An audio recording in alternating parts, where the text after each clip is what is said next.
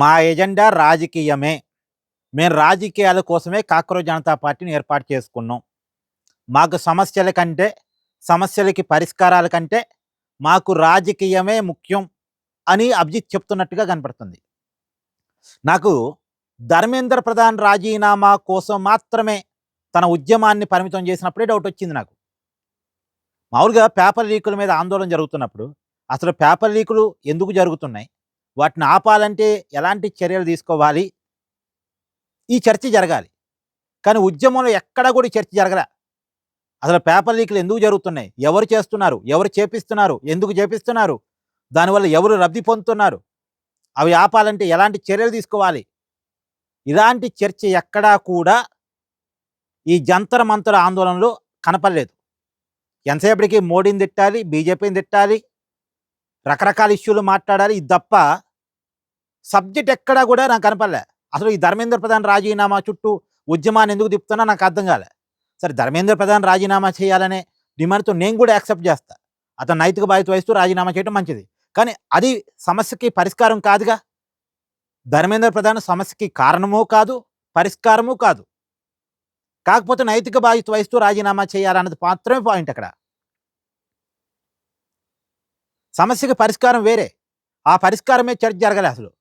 అసలు ఉద్యమంలో ఎక్కడా కూడా ఈ నీట్ పేపర్ను లీక్ చేసిన వాళ్ళని త్వరితగతిన శిక్షించాలి, ఫాస్ట్ ట్రాక్ కోర్టు ఏర్పాటు చేసి రోజువారీ విచారణ జరిపించాలి, ఒక టైం బాండింగ్ విచారణ జరిపించాలని డిమాండ్ రాలే.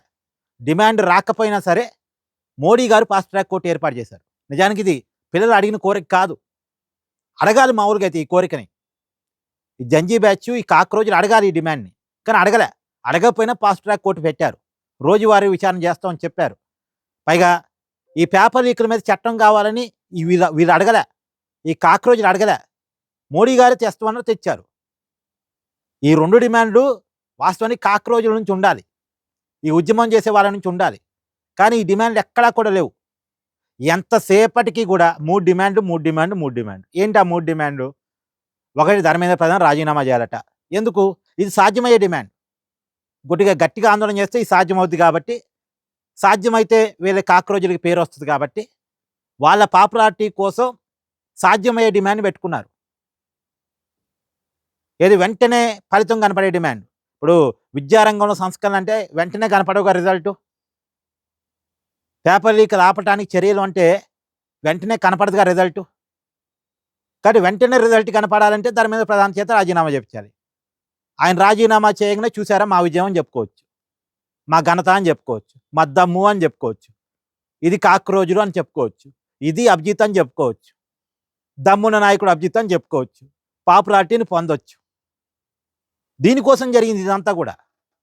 ఇప్పటికీ చూడండి, సరే అది పోనండి, ఆ ఉద్యమంలో ఏదో డిమాండ్ పెట్టారు, అది వదిలేయండి. తర్వాత అయినా సమస్య మీద మాట్లాడాలిగా. ఇప్పుడు కొత్త చట్టం తీసుకొచ్చారు, అది మంచిదా కాదా, అది నచ్చిందా నచ్చలేదా, అది బాగుందా బాగాలేదా, ఇంకేమన్నా పాయింట్స్ యాడ్ చేయాలా, లేదా అసలు ఈ చట్టమే పనికి రాదా, ఇంకేదన్నా కావాలా? ఇంకేదన్నా కావాలనేది నేను చెప్తున్నా.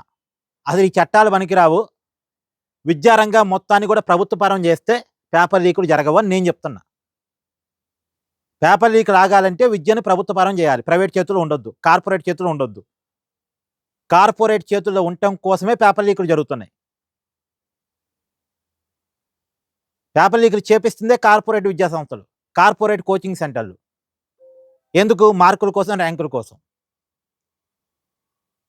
కోట్లాది రూపాయల డబ్బులు ఇన్వెస్ట్ చేస్తున్నారు పేపర్ లీకుల కోసం.